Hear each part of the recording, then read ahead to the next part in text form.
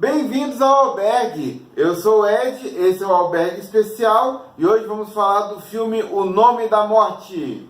O Nome da Morte é um filme nacional, estreia hoje, dia 2 de julho de 2018, e tive a oportunidade de assistir o filme antes. Agradeço ao Daniel Gravello da Ru Magazine, que me concedeu essa oportunidade aí. O filme traz o ator Marco Pigossi na pele de Júlio Santana, um pistoleiro que agiu nos anos 70 e 80 e tem mais de 400 mortes nas costas. Sim, filme baseado em uma história real. E o filme já começa bem interessante, né? Ele já coloca o espectador numa cena caótica. Um barulho, pessoas batendo na porta, você não entende direito o que está acontecendo.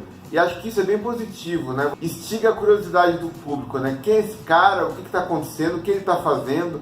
Você imagina que ali pode ser de repente o final do filme. Ele instiga você a querer acompanhar, nem que seja para entender o que está acontecendo nessa cena inicial e já aprende logo de cara, né? Então já começa um ponto positivo aí pro filme no seu começo. Outra faceta interessante dele e que particularmente eu achei bem curiosa são as semelhanças que ele possui com a jornada clássica do herói. Sabe aquela que vimos em Star Wars, em Matrix, em tantos filmes que tem por aí?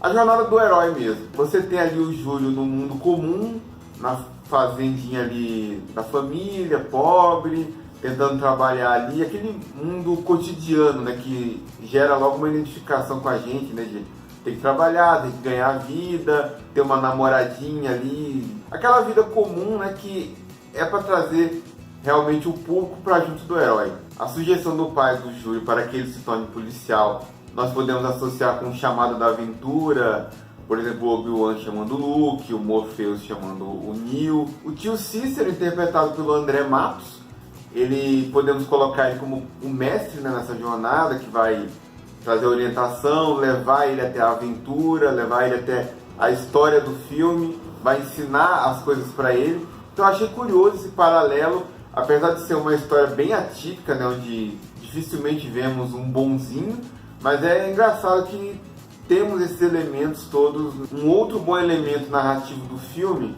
é contar coisas sobre os personagens sem precisar falar, mas fazer isso através de elementos de cena ou através do contexto ali. Por exemplo, o Júlio, quando a gente vê ele inicialmente tentando trabalhar, a gente percebe uma inabilidade dele com os trabalhos ali que o irmão e o pai sabem fazer bem. Em compensação, quando ele vai caçar com o tio, ele é extremamente eficiente, que dá já aquela ideia de um cara que é bom em matar, mas não é bom em outras coisas. E o tio Cícero, quando chega naquela fazendinha, ele chega num carro que aparenta ser um carro bem caro, o que gera já um contraste com aquela pobreza ali ao redor e também uma desconfiança no próprio espectador sobre a honestidade daquele personagem. Como ele consegue um carro tão caro assim, trabalhando como policial? E é legal que isso vai fazendo a gente conhecer os personagens. Não precisa falar, você mostra.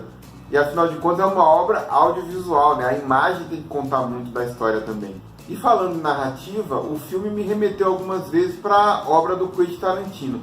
Não sei se propositalmente ou sem querer, vários elementos dos filmes do diretor estão ali. Não só a violência, né? Por exemplo, tá tendo trilha sonora e tem um corte abrupto na trilha sonora que causa uma estranheza. Tarantino usa isso em diversos filmes dele. A contagem de corpos ali funcionando como uma espécie de quebra da narrativa em capítulos, que também é uma coisa que o Tarantino usa. Fora um diálogo que tem entre o Júlio e o funcionário de um agiota dentro do carro, que é Tarantino puro. São dois caras numa situação caótica, numa situação totalmente atípica, tem um diálogo comum ali, oferecendo pão de queijo, um diálogo totalmente cotidiano e normal no meio do caos, que é uma coisa totalmente tarantinesca também. E como é uma história de um assassino, vale destacar as cenas dos assassinatos. Começando ali pelo assassinato em conjunto com o tio, que é bem interessante porque é muito repentino, muito cru. Ele gera um impacto no protagonista, mas gera um impacto no público também. Porque aquela cena toda é uma preparação, mas a gente não entende direito preparação por quê, o que vai acontecer agora, o que está rolando aqui, e a gente é pego de surpresa. O primeiro assassinato dele solo, você sente o nervosismo dele, você também cria uma expectativa de repente ele desistir daquele assassinato. você é levado para um lado emocional e o filme te joga em outro, o que é muito interessante também.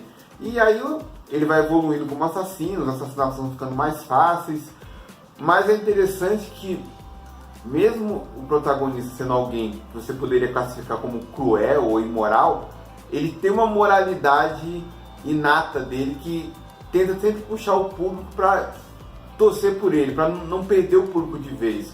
Como, por exemplo, em determinado momento ele poupar a vida de uma criança, para fazer a gente pensar, pô, ele é mal, mas não é tão mal assim de repente. E a própria conduta dos pistoleiros, né, deles terem uma espécie de código de ética, que diz que eles até podem matar e não se importam em quem eles estão matando, desde que paguem por isso, mas eles também não vão matar com crueldade. Isso é um ponto forte do código de conduta deles. E eles possuem também uma lógica um tanto religiosa, né? Tipo, Deus é que mata, né?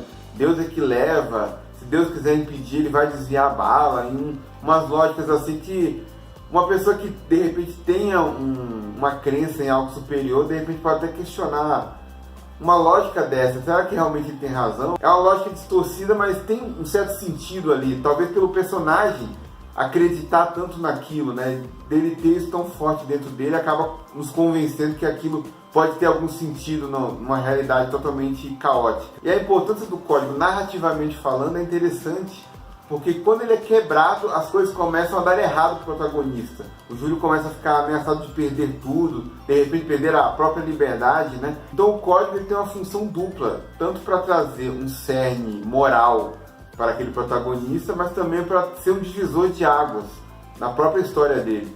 Tanto que ele entra até num ciclo ali de abandonar a vida de matador e voltar a ser um matador. Ele faz isso algumas vezes ao longo do filme. E é mais uma vez o filme contando coisas sem precisar falar, mostrando. Porque o Júlio, ao deixar de ser matador, entra quase numa miséria completa.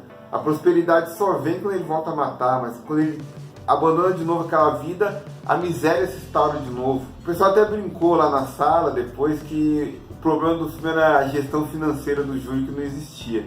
Mas acho que é aquela coisa de contar de novo a história através de imagens. Tipo, esse cara, ele não consegue fazer nada direito na vida dele, só matar. Ele só é alguém quando ele tá matando, quando ele tá nessa vida de matador e tudo. E é interessante que eu li um pouco sobre o verdadeiro Júlio, ele não tinha essa questão toda dessa miséria toda quando ele abandonou. Ele até fala que fez uma poupança, que ele conseguiu um imóvel lá para poder viver tranquilamente, num sítio e tudo.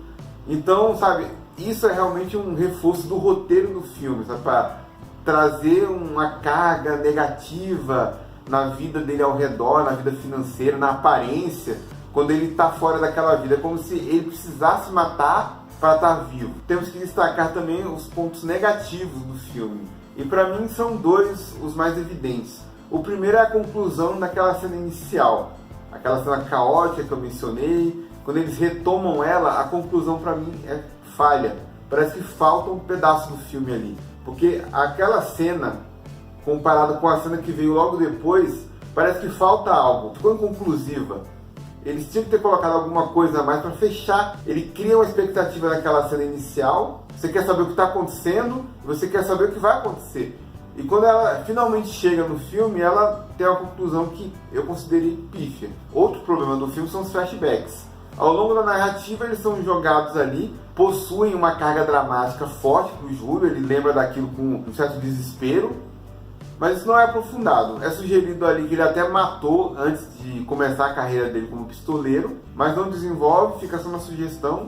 Cada um que assistiu entenda o que quiser desses flashbacks. Pela importância que eles pareciam ter para o protagonista, eles deveriam ter sido melhor abordados. Se você for ler sobre o verdadeiro Júlio Santana, você vai ver que realmente ele matou antes de começar a carreira dele como pistoleiro. Ele participou inclusive da guerrilha do Araguaia. Então, realmente existia um pano de fundo lá que acho que o filme não quis abordar, talvez por faltar tempo ou faltar orçamento, não sei. Ou eles quiseram se concentrar mais apenas no período de pistoleiro e apenas sugerir você que pesquise melhor a vida do verdadeiro Júlio. Tanto que o final mesmo desse filme é inconclusivo. Tela preta e começam a aparecer lá os textos dizendo o que aconteceu com o verdadeiro Júlio, que ele tem pesadelos, que reza quando tem pesadelos. Então acaba que o filme não tem exatamente um começo de história e nem um final. Ele tem um meio, um trecho da vida dele que é bem desenvolvido ali, mas o antes e o depois, pesquisa aí e tenta conhecer melhor a história verdadeira. No geral, um filme bom, né? É um filme interessante, um filme nacional interessante. Nosso cinema nacional aí, que tem diversos filmes excelentes. Esse é um bom filme também da safra de filmes nacionais aí. Então fica aí a recomendação de O Nome da Morte, filme que estreou hoje em todos os cinemas aí. Procure, principalmente nas primeiras semanas, é importante a bilheteria inicial para ajudar no sucesso aí do nosso cinema nacional. Curtam o vídeo, compartilhem, se inscrevam no canal se não são inscritos. Redes sociais, Alberto72, Twitter, Instagram e Facebook. Nos vemos no próximo vídeo e que a força esteja com vocês.